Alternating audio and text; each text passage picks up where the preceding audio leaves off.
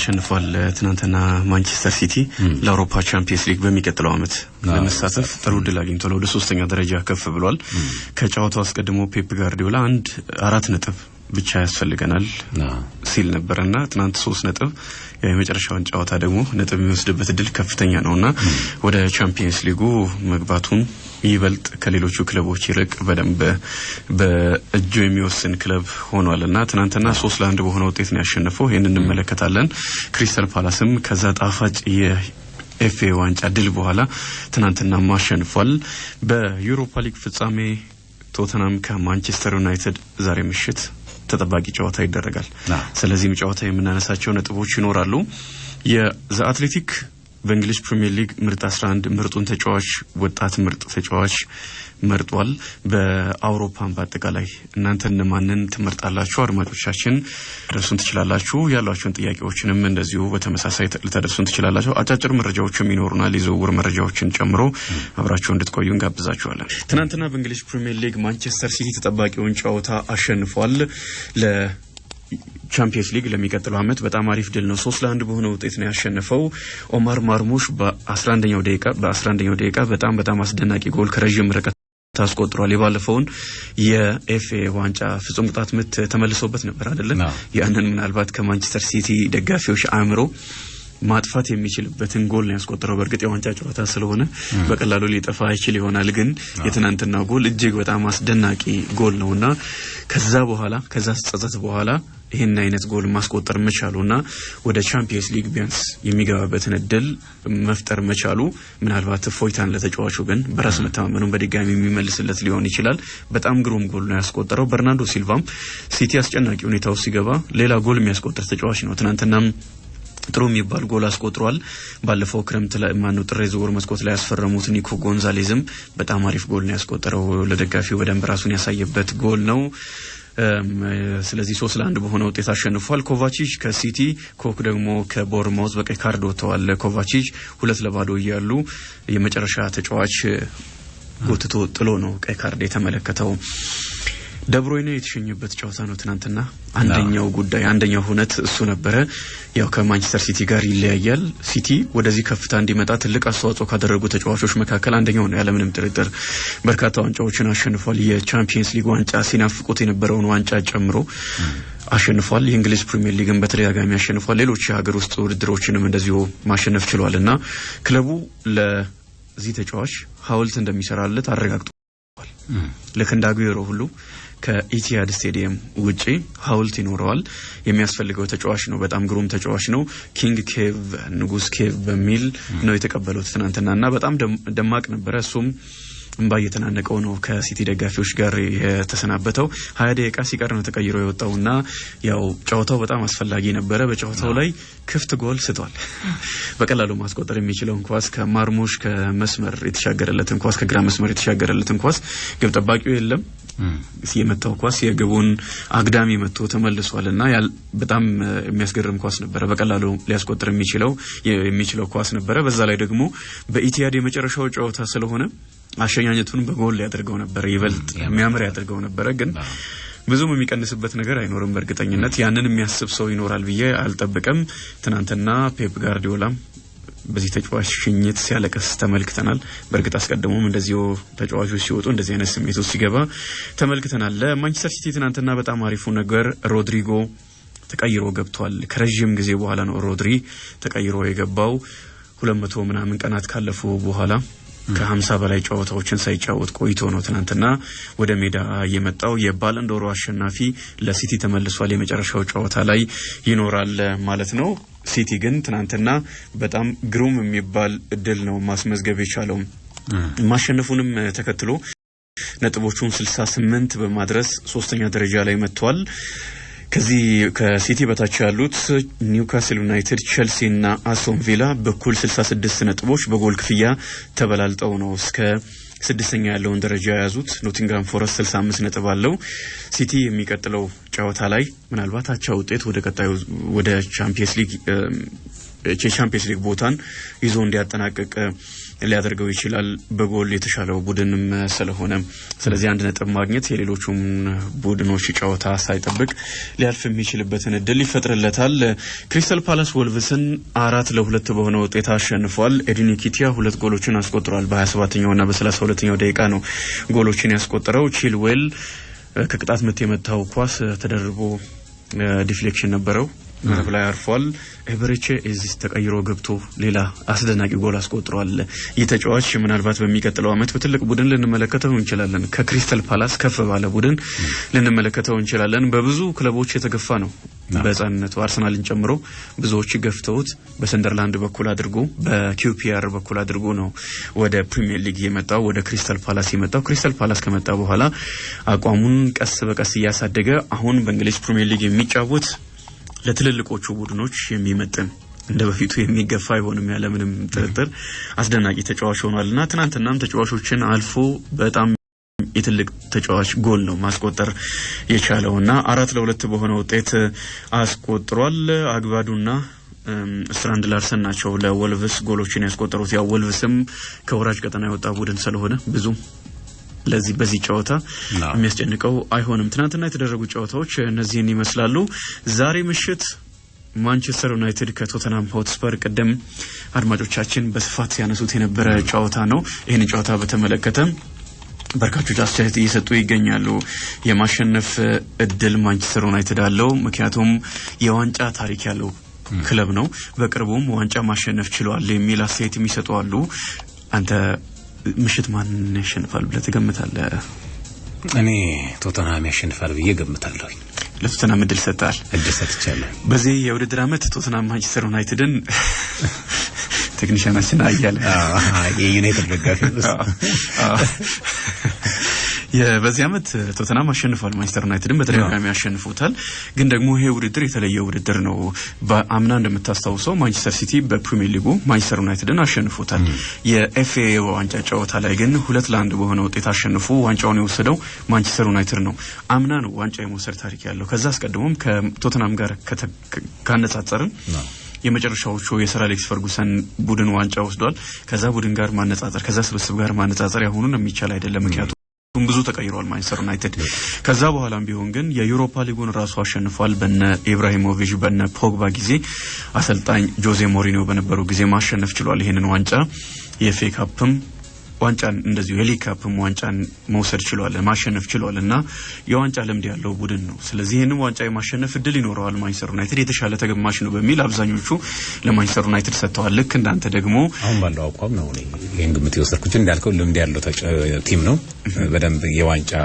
ልምድ ያለው ነው እንዳልኩም ከሰር አሌክስ ፈርጉሰን ጀምሮ የነበረው ነገር አሁን የለም እስከዛ ተነስቼ ነው አይ አሪፍ ነው ብዙም ያስወቅስም አይደለም ምክንያቱም ቶተንሃምም በጣም አሪፍ ጉዞ ስላደረገ በዩሮፓ ሊጉ ነው በእንግሊዝ ፕሪሚየር ሊጉ ሁለቱም አይወራ ዘንድሮ ያላቸው አቋም ተከታታይ መጨረሻ ላይ የሚገኙ ክለቦች ናቸውና ብዙም መጨረሻ ላይ ስለ 20ኛ 19ኛ ያልኩ ሳይሆን በክለቦቹ ደረጃ የክለቦቹን ደረጃ የማይመጥን ደረጃ ላይ ነው የሚገኙት ሁለቱምና በዛ በኩል ከተመለከተን እጅግ በጣም የወረደ ደረጃ ላይ ነው የሚገኙት ማንቸስተር ዩናይትድ 16ኛ ቶተንሃም 17ኛ ቶተንሃም አንድ ደረጃ ከፍ ብሎ ነው የሚገኘው ከወራጅ ቀጠና ያው ሶስቱም ቀድሞ መውረድ ስለወረዱ ነው እፎይታ ያለው በቶተንሃም ቤት ውስጥ እንጂ 17ኛ ደረጃ ላይ ነው ያለው ማንቸስተር ዩናይትድም አንድ ደረጃ ነው ከቶተንሃም ከፍ የሚለው አንድ ነጥብ ብቻ ነው የሚሻለው ሁለቱም ክለቦች ያለፉትን 6 የፕሪሚየር ሊግ ጨዋታዎች ማሸነፍ አልቻሉም 5 ጨዋታዎችን ተሸንፈዋል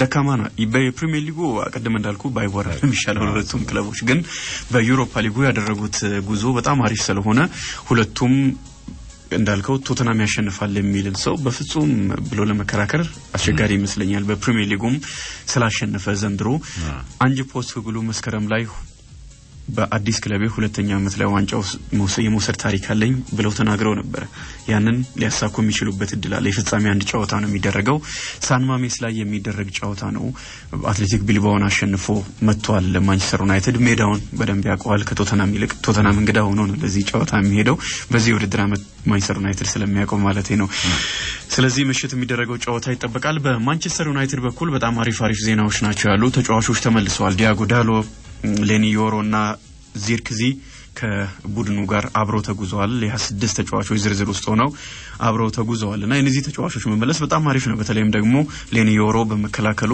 እንዴት ለውጥ ማምጣት እንደሚችል ከጉዳት መልስ በደንብ ያሳየ ተጫዋች ይመስለኛል። እንደ ቶተንሃም አይነት ተጫዋችም ክለብም የሚያስፈልግ ተጫዋች ነው።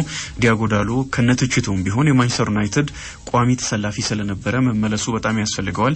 ዚርክዜ የተጎዳው ወደ ቡድኑ ወደ ጥሩ አቋሙ በቦሎኛ የምናቀውን ዚርክዜን ባንመለከትም ያንን አቋም ማሳየት እንደሚችል ግን ምልክቶች እየሰጠ በነበረበት ጊዜ ጎሎችን እያስቆጠረ በጨዋታ ውስጥ ያለውም ተሳትፎ ከፍ እያለ በመጣበት ጊዜ ነው ይህ ተጫዋች የተጎዳውና መመለሱ የማንቸስተር ዩናይትድ ደጋፊዎችን አስደስቷል። በቶተንሃም በኩል ሁለት ወሳኝ ተጫዋቾች አይኖሩም። ኩሊሴቪስኪ ቶተንሃም ማንቸስተር ዩናይትድን ገጥሞ ሲያሸንፍ ቁልፍ ከነበሩ ተጫዋቾች መካከል አንደኛው ነው። ማዲሰንም አይኖርም። ሁለቱም ተጫዋች ያጣል። ሁለቱም ወይ ጎል የሚያስቆጥሩ ወይም ደግሞ ጎል የሆነ ኳስ የሚያቀብሉ ናቸው። የጎል ምንጮች ናቸውና የማይኖሩት ለቶተንሃም ትልቅ እጦት ይመስለኛል። በዛሬው ጨዋታ ላይ በእንደዚህ አይነት መልኩ ነው ሁለቱ ክለቦች የሚገናኙት።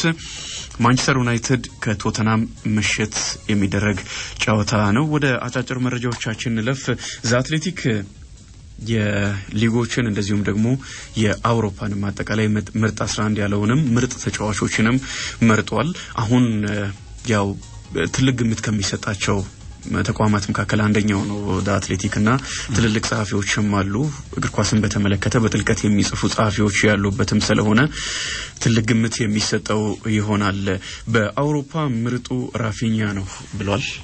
በዚህ የውድድር ዓመት ለበርካቶች ክርክር የሚያስነሳ ይመስለኛል። ባለፈው አንተም ላሚን ያማል የባለንዶር አሸናፊ መሆን እድል አለው ስትል ነበረ። አዎ የአውሮፓ ምርጡ ከሆነ ደግሞ ራፊኛ ለባለንዶሩ የተሻለ ግምት አለው ማለት ነው። በዘአትሌቲክ በስፔን ላ ሊጋ 18 ጎሎችን አስቆጥሮ 11 ጎል የሆኑ ኳሶችን ተቀብሏል። 35 ጨዋታዎችን አድርጓል። በአውሮፓ ቻምፒየንስ ሊግ ዘንድሮ ከፍተኛው እሱ ነው። 14 ጨዋታዎችን አድርጎ 13 ጎሎችን በማስቆጠር 9 ጎል የሆኑ ኳሶችን አመቻችቶ አቀብሏል። በአንድ የውድድር ዓመት በርካታ ጎሎች ላይ በመሳተፍ ከክርስቲያኖ ሮናልዶ ጋር ክብረ ወሰን የተጋራበትም ዓመት ነው። ያለምንም ማጋነን በጣም ምርጥ የውድድር ዓመት አሳልፏል። በኮፓ ዴል ሬም ጎል አስቆጥሮ 4 ጎል የሆኑ ኳሶችን አመቻችቶ ማቀበል ችሏልና በሱፐር ኮፓውም 2 ጎል አስቆጥሮ 1 ጎል የሆነ ኳስ አቀብሏል። በተወዳደረባቸው ውድድሮች በሙሉ ጎሎችን እያስቆጠረ ጎል የሆነ ኳስ ያቀበለ ተጫዋች ነው። ምርጡ ወጣት ተጫዋች ብሎ ደግሞ ላሚን ያማልን መርጧል። ላሚን ያማልም በዚህ የውድድር ዓመት ለባለንዶር የሚፎካከር ተጫዋች ነው። 9 ጎሎችን አስቆጥሮ 15 ጎል የሆኑ ኳሶችን በስፔን ላ ሊጋ አቀብሏል። ለስፔን ላ ሊጋ የባርሴሎና ድል ትልቅ አስተዋጽኦ አድርጓል። በቻምፒየንስ ሊግም 5 ጎልና 4 አሲስት አለው። በሌሎች ውድድሮችም ጎሎችን አስቆጥሯል። ከጎልም በላይ የሆነ ተጫዋች ነው። ግን ላሚንን በእነዚህ ቁጥሮች ብቻ አይደለም የምንለካው፣ ከዛም በላይ ነው ተጽዕኖ በሜዳ ውስጥ። ምርጡ ወጣት ተጫዋች ተብሎ ዘአትሌቲክ ብሎ መርጦታል። ምርጥ አሰልጣኝ ደግሞ ሉዊስ ኤንሪኬን መርጧል። በዚህ ውድድር ዓመት ፓሪስ ሰን ጀርማን የሰሩበት መንገድ እጅግ የሚያስደንቅ ነው። ሉዊስ ኤንሪኬ የሚገባቸው ይመስለኛል። ሃንሲ ፍሊክ አሉ። ባርሴሎና በጣም ጥሩ ቡድን ነው። ሌሎችም አሰልጣኞች አሉ። ግን የሉዊስ ኤንሪኬ የሚያስማማ ይመስለኛል። ኮከቦች ወጥተው በጣም አሪፍ በሚባሉ ተጫዋቾች የተገነባ እንደ ቡድን የሚጫወት በግለሰቦችም ደረጃ ግን ጥራት ያላቸው ግሩም ተጫዋቾች ያሉበት ስብስብ ነው። በምርጥ 11 በግብ ጠባቂነት ኮርቶዋ ምንም እንኳን ማድሪድ በሩብ ፍጻሜ በአርሰናል ቢሸነፍም በላሊጋውም ሪያል ማድሪድ ባይሳካለትም ግን በግሉ እንዴት አስደናቂ ተጫዋች እንደሆነ አሳይቷል። እሱ ባይኖር ከዛ በላይ ጎሎች ተቆጥሮበት ነበረ በቻምፒየንስ ሊጉ በአርሰናል የሚሸነፍ የነበረው። በተከላካዮች ሜንዴሽ፣ ቫንዳይክ፣ ባስቶኒና ሀኪሚን መርጧል። ሜንዴሽ እና ሀኪሚ ከፓሪስ ሰን ጀርማን የተመረጡ ናቸው። ቫንዳይክ ከሊቨርፑል፣ ባስቶኒ ደግሞ የኢንተር ሚላን በጣም አስደናቂ ተከላካይ ነው። ራይስ፣ ቪቲኒያና ፔድሪን በአማካይ ስፍራ ላይ ራፊኛ፣ ዴምቤሌና ሳላን አካቷል። ላሚን ያማል መካተት ነበረበት የሚል ጥያቄ እዚህ ጋርም ሊነሳ ይችላል። ከእንግሊዝ ፕሪሚየር ሊግ የዓመቱ ምርጥ ተጫዋች መሐመድ ሳላ ተመርጧል። በከፍተኛ ጎል አስቆጣሪነት እየመራ ነው። ሻምፒዮንም ሆኗል። የእንግሊዝ ፕሪሚየር ሊግ ሻምፒዮን ነው ሊቨርፑል። በምርጥ ወጣት ተጫዋች ደግሞ ሞርጋን ሮጀርስን መርጧል። በዘንድሮ ውድድር ዓመት ሌላ ግሩም የውድድር ዓመት ያሳለፈ ተጫዋች ነው። በሊጉ 8 ጎሎች አስቆጥሮ 11 ጎል የሆኑ ኳሶችን አመቻችቶ ያቀበለ ነው። በቻምፒየንስ ሊጉም ትልቅ ውድድር ስለሆነ 4 ጎሎችን አስቆጥሮ 3 ጎል የሆኑ ኳሶችን አቀብሏል። ተጨማሪ ጎሎችንም በኤፍኤ ካፕ ማስቆጠር የቻለ ተጫዋች ነውና ምርጥ ወጣት ተጫዋች ተብሎ ተመርጧል። የተወሰኑ ክርክሮች ቢነሱም ግን ተገቢ ይመስለኛል። ኑኖ ኤስፒሪቶ ሳንቶን ደግሞ የዓመቱ ምርጥ አሰልጣኝ ብሎ መርጧል። 3 ጊዜ የወሩ ምርጥ ተብለው በፕሪሚየር ሊጉ የተመረጡ አሰልጣኝ ናቸው። በእጩነትም ተካተዋል። በምርጥ 11 ውስጥ በግብ ጠባቂነት ማርሴልስ ከኖቲንግሃም ፎረስት ለኔ ምርጡ ግብ ጠባቂ ነው። በዚህ ውድድር ዓመት መካተቱ ደስ ብሎኛል። በተከላካይነት ቫንዳይክ፣ ጋብሪኤል፣ ኪርኬጅና አርኖልድ ተመርጠዋል። ከአማካዮች ዴክላን ራይስ፣ ራቨንበርግ፣ ማካሊስተርና በአጥቂዎች ደግሞ ክሪስ ውድ ከኖቲንግሃም ፎረስት 19 ጎሎችን አስቆጥሯል። አሌክሳንደር አይዛክ ሁለተኛ ጎል አስቆጣሪ ነው። ከፍተኛ ጎል አስቆጣሪ መሐመድ ሳላህ እነዚህ ተካተዋል። ወደ አጫጭር መረጃዎች ስናልፍ ዶኮሬ ከኤቨርተን ጋር እንደሚለያይ አረጋግጧል። 21 ጎሎችን አስቆጥሯል። ለዚህ ክለብ በተለይም ደግሞ ቦርማውዝን 1-0 አሸንፎ በእንግሊዝ ፕሪሚየር ሊግ እንዲቆይ ኤቨርተን ያደረገበት የ38ኛ ሳምንት ከጨዋታ 2022-23 የውድድር ዓመት የመጨረሻ ሳምንት ጨዋታ በኤቨርተን ደጋፊዎች የማይረሳ ጎል ነው። ይሄም ተጫዋች በክለቡ ታሪክ ከሚታወሱ ተጫዋቾች መካከል አንደኛው ሆኗል። በርካታ ወሳኝ ጎሎችንም አስቆጥሯል። 21 የሆኑ እንጂ ጎሎቹ በጣም በርካቶቹ ወሳኝ ጎሎች ነበሩ። 2020 ላይ ነው ከዋትፎርድ በ20 ሚሊዮን ፓውንድ ያስፈረሙት። በነፃ ዝውውር ከክለቡ ይለቃል። በርካታ ተጫዋቾች ወደ አዲሱ የኤቨርተን ስቴዲየም የማያመሩበት እድል አለ። ምክንያቱም ክረምት ላይ ውላቸው ይጠናቀቃል። ከጉዲሰን ፓርክ ጋር ተለያይቷል። ኤቨርተን ቀጣይ አዲስ ስቴዲየም ገንብቷል። በጣም አሪፍ ስቴዲየም፣ ወደዛ ነው የሚያመራውና ማይክል ኪንን ኮልማንን የክለቡ አምበል ነው። ካልቨርት ሉዊን፣ ኤድሪሳ ጋናጊን የመሳሰሉ ተጫዋቾች በኤቨርተን መለያ የመጨረሻ የውድድር ዓመታቸው ሊሆን ይችላል። ክረምት ላይ በነፃ ዝውውር ማምራት ስለሚችሉ ፔፔሬና የቀድሞ የሊቨርፑል የናፖሊ ተጫዋች ከክለብ በዚህ ክረምት ጓንቱን እንደሚሰቅል አሳውቋል። 42 ዓመቱ ላይ ይገኛል። በጣም አሪፍ የውድድር ዓመታትን አሳልፏል። እድሜው ከገፋ በኋላም በኮሞም እንደዚሁ ሲጫወት እንደነበረ ይታወቃል። የአውሮፓ ውድድሮች ላይም ተሳትፏል። ዋንጫዎችን መውሰድ የቻለ ተጫዋች ነውና በስፔን የ2010 የዓለም ዋንጫ እንደዚሁም ደግሞ 2008ና 2012 የአውሮፓ ዋንጫ ስብስብ ላይም ነበረ። ምንም እንኳን በቋሚነት ባይሰለፍም ከሚታወሱ ግብ ጠባቂዎች መካከል አንደኛው ይመስለኛል። ከ1000 በላይ ጨዋታዎችንም አድርጓል። በርካታ ክለቦችን አዳርሷል። ባየር ሙኒክ፣ ኤሲ ሚላን፣ አስቶን ቪላ፣ ላዚዮ፣ ቪያሪያል፣ ኮሞን መሳሰሉ ከሊቨርፑል ውጪ ማለት ነው። ብዙዎች ግን በሊቨርፑል መለያ ይበልጥ የሚያውቁት ይመስለኛል። ሪያል ማድሪድ ኒኮ ዊሊያምስን ለማዘዋወር ይፈልጋል የሚል መረጃ ማርካ ይዞ ወጥቷልና በጣም የሚገርም መረጃ ነው። ይህ ተጫዋች በባርሴሎና አምና ሲፈልግ ነበር። ተጫዋቹም ወደ ባርሴሎና መሄድ እንደሚፈልግ ጓደኛው ላሚን ያማል እዛም ስላለ ከሱ ጋር በቅንጅት አንዱ በግራ አንዱ በቀኝ መስመር ሆነው የመጫወት ፍላጎት እንዳለው በተደጋጋሚ ሲገልጽ የነበረ ተጫዋች ነውና ክረምት ላይ ባርሴሎና ማዘዋወር አልቻለም። በአትሌቲክ ቢልባኦ ቆየ። የባርሴሎና ዋነኛ ተቀናቃኝ ሪያል ማድሪድ ነጩን መለያ ለማልበስ ጥያቄ ለማቅረብ ተዘጋጅቷል የሚል መረጃ ወጥቷልና የሚገርም ይመስለኛል። አርሰናል የተጫዋቹ ፈላጊ ነው። የተጫዋቹን የመልቀቂያ ሂሳብ የመክፈል ችግር የለበትም። አርሰናል 55 እስከ 58 ሚሊዮን ዩሮ ነው የሚሉ መረጃዎች ናቸው የወጡ የሚገኙት። ይሄንን የመክፈል ችግር የለበትም። አርሰናል ጥያቄው ሳምንታዊ ደሞዙ ከፍተኛ ነው። ያንን ነው ድርድር ያደርጋል ሲባል የነበረው። ማድሪድ ገባበት ያለቀ ይመስላል። ባርሴሎና የራፊኛን ውል ለማደስ ተስማምቷል። ነገ ይፈርማል ተብሎ ይጠበቃል። ሃንሲ ፍሊክ አሰልጣኙ ደግሞ ዛሬ ይፈርማሉ። በመጨረሻም የመላው ኢትዮጵያ ጨዋታዎች ተቋርጦ እንደነበረ ይታወቃል። ለ9 ዓመታት ሆኑት። 6ኛውን መላው ኢትዮጵያ ጨዋታዎች ውድድር ለማድረግ ዝግጅት እየተደረገ ነው። የውድድሩን ደንብ በተመለከተም ከፌዴሬሽኖች ጋር ውይይት ተደርጓል። አስቀድሞ ይህ ውድድር በርካታ ስፖርተኞችን በአንድ ቦታ የሚሰበስብ እንደዚሁም ዓላማው ከስፖርታዊ ጉዳዮችም ውጪ የሆነ እንደነበረ ይታወቃልና በአጠቃላይ ሁሉም ክልሎች ከተማ አስተዳደሮች የሚሳተፉበት ስለነበረ በአንድ ቦታ ላይ በማሰባሰብ የማገናኘት ማህበራዊ ህይወትንም ከፍ የማድረግም አቅም የነበረው እንደነበረ ይታወቃል። ጠንካራ ፉክክርም ሲደረግበት ነበረ። በአትሌቲክስና በሌሎች ውድድሮች በእግር ኳስ በበርካታ ስፖርቶች ውድድሮች ይደረጉ ነበርና ትልቅ ተሳትፎ ነበር ሲደረግበት የነበረው። ግን አሁን ከተቋረጠ 9 ዓመታት አልፈዋል። ይሄንን መልሶ ለማድረግና 6ኛውን ለማስቀጠል ነው አሁን ዝግጅቶች እየተደረጉ የሚገኙት። የውድድር ደንብ ላይ ከፌዴሬሽኖች ጋር ውይይት መደረጉንም እንደዚሁ መረጃ ተመልክቻለሁ። የሁሉም ፌዴሬሽኖችን ተሳታፊዎች ተቋርጠው የነበሩ ውድድሮችን የባህልና ስፖርት ሚኒስቴር ማስቀጠል መቻሉንና የባህል ስፖርት በዚህ ውድድር መካተቱን አድንቋል። ለሚኒስቴር መስሪያ ቤቱ ህጎችን በተመለከተም የትኞቹ ህጎች መቀጠል አለባቸው፣ አስቀድሞ ከነበሩ ህጎች የተወሰነ መሻሻል ያለባቸው የትኞቹ ናቸው፣ እንደዚህ የመሳሰሉት ላይም ውይይት ተደርጓል። ፌዴሬሽን ለምሳሌ ፌዴሬሽኖች የሁሉም ፌዴሬሽኖች በዚህ ውድድር ላይ ተሳታፊዎች ስለሚሆኑ የተጫዋች ተገቢነት ለፌዴሬሽኖች ቢሰጥና ከደንቡ ቢነሳልን ብለው ጥያቄ አቀርበዋል።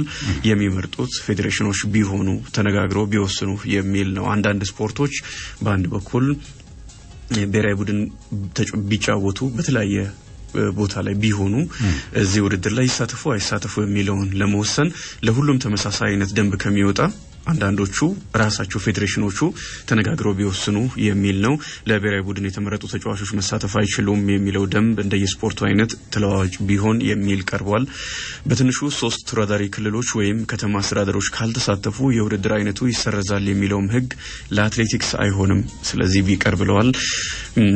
ሁሉም ቢሳተፉ በጣም አሪፍ ነው። እንደዚህ አይነት ውድድሮች የሁሉንም ክልሎች ተሳትፎ የከተማ አስተዳደሮችንም ተሳትፎ የሚጠይቅ ስለሆነ የተለያዩ አይነት የስፖርት አይነቶች ስላሉ ደግሞ ሀገራችን በጣም ሰፊ ናት። የተለያዩ አካባቢዎች ላይ ለምሳሌ አትሌቲክስን ብንመለከት ለረጅም ርቀት የሚሆኑ የተመረጡ ቦታዎች አሉ፣ በርካታ አትሌቶችን ያፈሩ። እንደዛው ልክ ደግሞ አጭር ርቀት ላይ ቢሰራባቸው በዓለም አቀፍ ደረጃ ኢትዮጵያን መወከል የሚችሉ ውጤታማ ምን ሆነባቸው ቦታዎችም አሉ። ስለዚህ ሁሉም ክልል ተሳትፎ ያስፈልጋል፣ ከሁሉም ክልል ተሳትፎ ያስፈልጋልና ሁሉም ቢሳተፉ በጣም አሪፍ ነው። ግን ደግሞ ለምሳሌ 2 ክልሎች ብቻ ቢያሳትፉ በአትሌቲክስ ሊቀር ነው ወይ? አትሌቲክስ በጣም ሰፋ ብሎ ሲሳተፍ ታዳጊዎችንም ከስር የማፍራትና የማግኘት እድሉ ሰፊ ነው የሚሆነው። በአትሌቲኩም ይሁን በእግር ኳሱም ይሁን እንደዚህ አይነት ነገሮች ሲኖሩ ከታዳጊዎች የሚመለመሉ እድል የሚኖራቸው ሰፊ ነውና የሚሆነው እንዳልከው ሰፋ ብሎ በሁሉም ክልሎች ቢደረግ ሰፊውን እድል ይፈጥራል ብዬ አስባለሁ። ስለዚህ እንደዚህ አይነት ሁሉም ክልሎች መሳተፍ ይኖርባቸዋል።